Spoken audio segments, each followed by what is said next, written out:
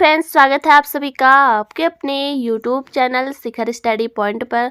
तो दोस्तों, आज के इस वीडियो में हम देखने वाले हैं करंट अफेयर के महत्वपूर्ण प्रश्नों को। पहला क्वेश्चन है यहाँ पर, प्रधानमंत्री मोदी द्वारा स्वदेश में विकसित हाइड्रोजन से चलने वाली ई बस को किस शहर में हरी झंडी दी है? तो ये दी है बेंगलुरु। ऑप्शन बी हमारा बिल्कुल राइट आंसर हो जाएगा। स्वदेश में विकसित हाइड्रोजन से चलने वाली ई बस, तो ऑप्शन बी हमारा बिल्कुल राइट आंसर हो जाएगा। अगला क्वेश्चन है, ग्लोबल फायर पावर रिपोर्ट्स 2023 में भारतीय सेना को विश्व में कौन सा स्थान प्राप्त हुआ? दूसरा, तीसरा, चौथा या फिर पांचवा? तो इसका राइट आंसर हो जाएगा चौथा, ऑप्शन सी। तो ग्लोबल फायर पावर रिपोर्ट्स 2023 में इसमें कुल 145 देशों में से भारतीय सेना को विश्व में चौथा स्थान प्राप्त हुआ है। तो ऑप्शन सी बिल्कुल राइट आंसर हो जाएगा। अगला क्वेश्चन है, दादा साहेब फाल्के अंतर्राष्ट्रीय फिल्म महोत्सव पुरस्कार 2023 में बेस्ट फिल्म का पुरस्कार किस फिल्म को मिला? तो ये मिला the Kashmir files. Option A हमारा बिल्कुल राइट आंसर हो जाएगा और इसके निर्देशक है विवेक अग्निहोत्री। अगला क्वेश्चन है, वर्तमान में विश्व में सर्वाधिक विदेशी मुद्रा भंडार वाले देशों की सूची में भारत का कौन सा स्थान है? पहला, दूसरा, तीसरा या फिर चौथा? तो इसका राइट आंसर हो जाएगा चौथा स्थान है भारत का। विश्व में सर्वाधिक विदेशी मुद्रा भंडार वाले देशों की सूची में भारत का स्थान है चौथा और पहला स्थान है चीन का। तो ये भी आपको याद रखना है, पहले नंबर पर है चीन। अगला क्वेश्चन है, इनमें से किसे भारतीय ओलंपिक संघ का अध्यक्ष बनाया गया है? तो ये बनाया गया है पीटी उषा को। तो ऑप्शन ए हमारा बिल्कुल राइट आंसर हो जाएगा। पीटी उषा को भारतीय ओलंपिक संघ का अध्यक्ष बनाया गया है। अगला क्वेश्चन है, किस भारतीय लेखिका को हरमन केस्टन पुरस्कार 2022 दिया गया है? एनी जेडी, अखिल शर्मा या फिर गीतांजलि श्री या मीना कंडा सामी? तो इसका राइट आंसर हो जाएगा मीना कंडा सामी को। तो ऑप्शन डी हमारा बिल्कुल सही हो जाएगा, हरमन केस्टन पुरस्कार 2022।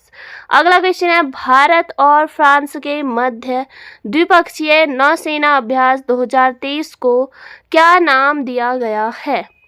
अरुण, वरुण, तरुण या हिमसेल? तो ये दिया गया है वरुण। तो वरुण नौसेना अभ्यास 2023 ये भारत और फ्रांस के मध्य हो रहा है। अगला क्वेश्चन है, फहमीदा अजीम जिन्हें 2022 के पुलित्जर पुरस्कार के लिए चुना गया है, वो किस देश से संबंधित है? तो वो है बांग्लादेश से। तो ऑप्शन ए हमारा बिल्कुल राइट आंसर हो जाएगा और इन्हें 2022 के पुलित्जर पुरस्कार से सम्मानित किया गया है फहमीदा अजीम को।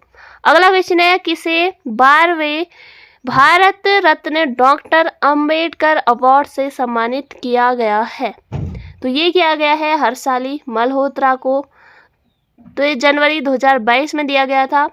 भारत रत्न डॉक्टर अंबेडकर अवार्ड ये 12वां क्रम का था, तो ये दिया गया हर्षाली मल्होत्रा को। अगला क्वेश्चन है, किसने बुकर पुरस्कार 2022 जीता है? तो ये जीता है, एक तो बुकर पुरस्कार है, एक है आपका अंतर्राष्ट्रीय बुकर पुरस्कार। तो बुकर पुरस्कार 2022 ये जीता है सेहान करुणा तलिका ने। तो ऑप्शन डी हमारा बिल्कुल राइट आंसर हो जाएगा, सेहान करुणा तिलका। तो ये है श्रीलंका के, तो ये भी आपको याद रखना है। और अंतर्राष्ट्रीय बुकर पुरस्कार ये दिया गया है गीतांजलि श्री को। तो ये भी आपको याद रखना है। अगला क्वेश्चन है, गोल्डन ग्लोब अवार्ड्स 2022 में किसने बेस्ट फिल्म ड्रामा का अवार्ड जीता है? तो ये जीता है the power of the dog. तो ऑप्शन ए हमारा बिल्कुल राइट आंसर हो जाएगा, golden globe awards 2022 best film drama. तो ये अवार्ड जीता है the power of the dog. और बेस्ट एक्टर ड्रामा का अवार्ड किसने जीता है? ये जीता है विल स्मिथ ने। तो ये भी आपको याद रखना है। इसके अलावा बेस्ट एक्ट्रेस ड्रामा का अवार्ड ये दिया गया है निकोल फीडमैन को। तो ये भी आपको याद रखना है। अगला क्वेश्चन है, चर्चा में रही अंबेडकर ए लाइफ पुस्तक के लेखक कौन है? तो ये है शशि थरूर। ऑप्शन ए हमारा बिल्कुल राइट आंसर हो जाएगा। अंबेडकर ए लाइफ पुस्तक के लेखक है शशि थरूर। अगला क्वेश्चन है, विश्व आर्थिक मंच शिखर सम्मेलन 2023 की थीम क्या है?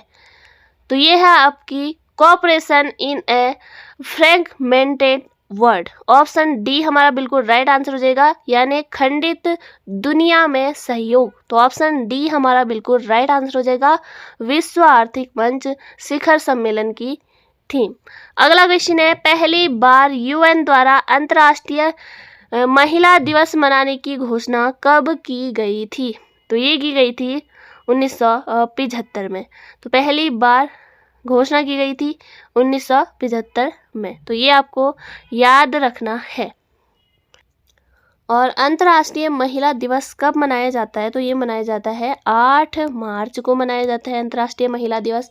और इस बार की थीम है लैंगिक समानता में नवाचार। तो ये भी आपको याद रखना है, इस बार की थीम है लैंगिक समानता में नवाचार और महिला दिवस मनाया जाता है 8 मार्च को। अगला क्वेश्चन है, इनमें से किसे हिंदी भाषा में साहित्य अकादमी युवा पुरस्कार 2022 दिया गया है? तो ये दिया गया है भगवंत अनमोल को। ऑप्शन बी हमारा बिल्कुल राइट आंसर हो जाएगा, हिंदी भाषा में साहित्य अकादमी युवा पुरस्कार ये जीता है भगवंत अनमोल ने। अगला क्वेश्चन है, फसाई के सीईओ कौन बने हैं? तो फसाई का फुल फॉर्म होता है food safety and standard authority of India और इसकी स्थापना हुई थी सितंबर 2008 में। तो ये भी आपको याद रखना है। तो इसके सीईओ कौन बने हैं? तो जी कमला वर्धन राव। ऑप्शन ए हमारा बिल्कुल राइट आंसर हो जाएगा। अगला क्वेश्चन है, चर्चा में रही रेत समाधि उपन्यास में अनुवादित टॉम ऑफ सैंड के लेखक या लेखिका कौन है? तो रेत की समाधि ये उपन्यास है गीतांजलि श्री का। ऑप्शन डी हमारा बिल्कुल राइट आंसर हो जाएगा और इसका इंग्लिश अनुवाद जो है डेजी रॉकवेल ने किया था टॉम ऑफ सैंड नाम से। तो ये भी आपको याद रखना है और इन्हें अंतर्राष्ट्रीय बुकर पुरस्कार ये भी दिया गया है रेत की समाधि के लिए। अगला क्वेश्चन है, भारत का पहला ग्रीन हाइड्रोजन ब्लेंडिंग प्रोजेक्ट किसने शुरू किया है? एनटीपीसी, ओएनजीसी, बीएचईएल या एचईएल? तो इसका राइट आंसर हो जाएगा एनटीपीसी द्वारा भारत का पहला ग्रीन हाइड्रोजन ब्लेंडिंग प्रोजेक्ट शुरू किया है। अगला क्वेश्चन है, किसने मातृभूमि बुक ऑफ द ईयर पुरस्कार 2023 जीता है? तो ये जीता है डॉक्टर पैगी मोहन। ऑप्शन बी हमारा बिल्कुल राइट आंसर हो जाएगा और माधव हांडा इन्हें दिया गया है बिहारी पुरस्कार, ये भी आपको याद रखना है। और मातृभूमि बुक ऑफ द ईयर पुरस्कार 2023 ये जीता है डॉक्टर पैगी मोहन।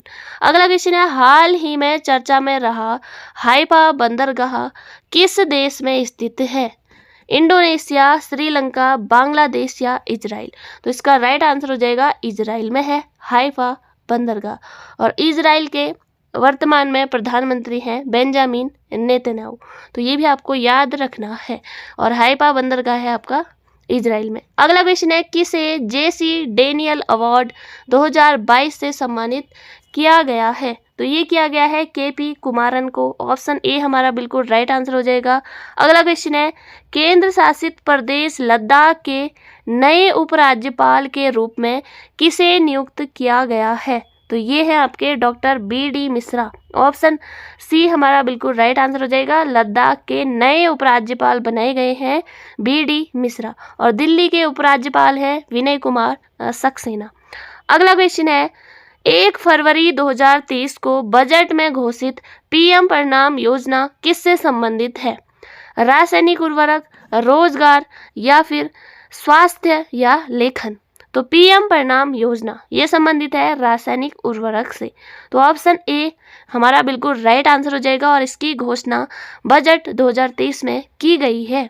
अगला क्वेश्चन है, सियाचिन में सक्रिय रूप से तैनात होने वाली पहली महिला अधिकारी कौन बनी है?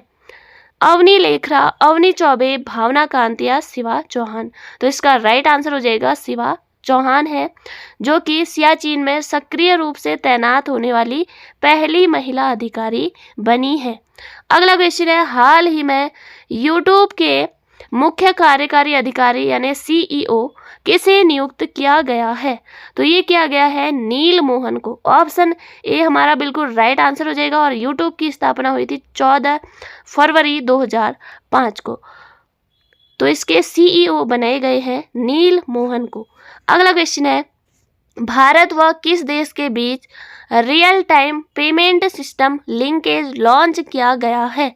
तो भारत और किस देश के बीच real time payment system linkage launch किया गया है? तो ये किया गया है सिंगापुर और भारत के बीच।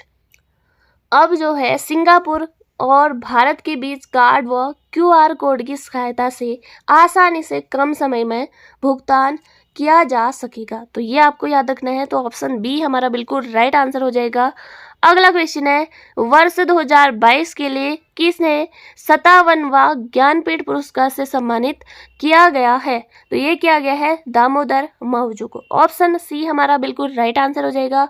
और 56वां ज्ञानपीठ पुरस्कार ये दिया गया था नीलमणि फुकन को। और पहला ज्ञानपीठ पुरस्कार किन्हें दिया गया था? वो थे आपके जी शंकर ग्रुप। अगला क्वेश्चन है, किस राज्य में सियोम पुल का उद्घाटन किया गया है? केरल, कर्नाटक, तमिलनाडु या अरुणाचल प्रदेश? तो इसका राइट आंसर हो जाएगा अरुणाचल प्रदेश में सियोम पुल का उद्घाटन किया गया है। और ये किया गया है रक्षा मंत्री राजनाथ सिंह द्वारा। अगला क्वेश्चन है, नमामि गंगे मिशन फेज 2 को किस अवधि तक लागू करने की घोषणा की गई है? तो जल शक्ति मंत्रालय द्वारा पहला जो इसका फेज था, पहला चरण, तो ये शुरू हुआ था 2014 से 2021 के बीच। और इसका दूसरा चरण जो शुरू हुआ है 2023 से 2026 तक ये चलेगा। तो ऑप्शन डी हमारा बिल्कुल राइट आंसर हो जाएगा। नमामि गंगे मिशन फेज 2 को किस अवधि तक लागू करने की घोषणा की गई है? तो ये की गई है 2026 तक। और पहला जो इसका चरण शुरू हुआ था वो होता 2014 से 2021 के बीच। और दूसरा चरण 2023 से शुरू हो गया है और ये चलेगा 2026 तक। और जल शक्ति मंत्रालय में जो केंद्रीय मंत्री हैं वो है आपके गजेंद्र सिंह शेखावत। अगला क्वेश्चन है, कोरबा वॉरियर बहुपक्षीय अभ्यास का आयोजन किसके द्वारा किया जाएगा? रूस, ब्रिटेन, भारत या फिर इजराइल? तो इसका राइट आंसर हो जाएगा ब्रिटेन। तो कोरबा वॉरियर बहुपक्षीय अभ्यास ये भारत और ब्रिटेन के बीच हो रहा है, ये आपको याद रखना है। इसके अलावा कोकण अभ्यास ये भी आपके भारत और ब्रिटेन के बीच है। इसके अलावा अजय वॉरियर ये भी भारत और ब्रिटेन के बीच है। अगला क्वेश्चन है, मिस यूनिवर्स 2022 का खिताब किसने जीता है? तो ये जीता है आर बॉनी गैब्रियल और ये है अमेरिका की। ये भी आपको याद रखना है। मिस यूनिवर्स 2022 का खिताब जीता है आर बॉनी गैब्रियल। अगला क्वेश्चन है, हाल ही में नीति आयोग का नया CEO किसे नियुक्त किया गया है? तो ये किया गया है VVR सुब्रमण्यम। ऑप्शन सी हमारा बिल्कुल राइट आंसर हो जाएगा। नीति आयोग की स्थापना हुई थी 2015 में। तो ये आपको याद रखना है। CEO कौन बने हैं? VVR सुब्रमण्यम। अगला क्वेश्चन है, पहला अंतर्राष्ट्रीय शिखर सम्मेलन रियम 2023 का आयोजन कहाँ किया गया है? तो ये किया गया है द हेग। ऑप्शन ए हमारा बिल्कुल राइट आंसर हो जाएगा। अंतर्राष्ट्रीय न्यायालय का मुख्यालय भी आपका द हेग में है। और ये जो रियम 2023 का आयोजन किया जा रहा है तो ये भी कहाँ किया जा रहा है? द हेग में किया जा रहा है। और यह सेना में कृत्रिम बुद्धिमत्ता आधारित विश्व का पहला शिखर सम्मेलन जो कि ये द हेग नीदरलैंड में आयोजन इसका किया जा रहा है। अगला क्वेश्चन है, हाल ही में हॉकी विश्व कप 2023 किसने जीता? जर्मनी, बेल्जियम, ऑस्ट्रेलिया या भारत? तो इसका राइट आंसर हो जाएगा, ये जीता है आपका जर्मनी ने हॉकी विश्व कप 2023। और ये जर्मनी और बेल्जियम के बीच हुआ था तो उपविजेता कौन हुआ? बेल्जियम हुआ। तो ये भी आपको याद रखना है। अगला क्वेश्चन है, खेलो इंडिया यूथ गेम्स 2023 का 5वां संस्करण कहाँ शुरू हुआ है? तो ये हुआ है आपका मध्य प्रदेश में। तो ऑप्शन बी हमारा बिल्कुल राइट आंसर हो जाएगा। खेलो इंडिया यूथ गेम्स 2023 का जो 5वां संस्करण है मध्य प्रदेश में। अगला क्वेश्चन है under 19 women T20 world cup 2023 किसने जीता? तो ये जीता है भारत ने। ऑप्शन बी हमारा बिल्कुल राइट आंसर हो जाएगा। और भारत की कप्तानी करने वाली जो महिला थी शेफाली वर्मा थी और under 19 women T20 world cup 2023 का खिताब जीता है भारत ने। अगला क्वेश्चन है हाल ही में चर्चा में रहा वाइब्रेंट विलेज प्रोग्राम को किसके लिए प्रारंभ किया गया है? तो ये प्रारंभ किया गया है सीमावर्ती क्षेत्रों के विकास के लिए। वाइब्रेंट विलेज प्रोग्राम सीमावर्ती क्षेत्रों के विकास के लिए। अगला क्वेश्चन है फ्रिंजेक्स 2023 संयुक्त सैन्य अभ्यास भारत और किस देश के बीच हुआ है?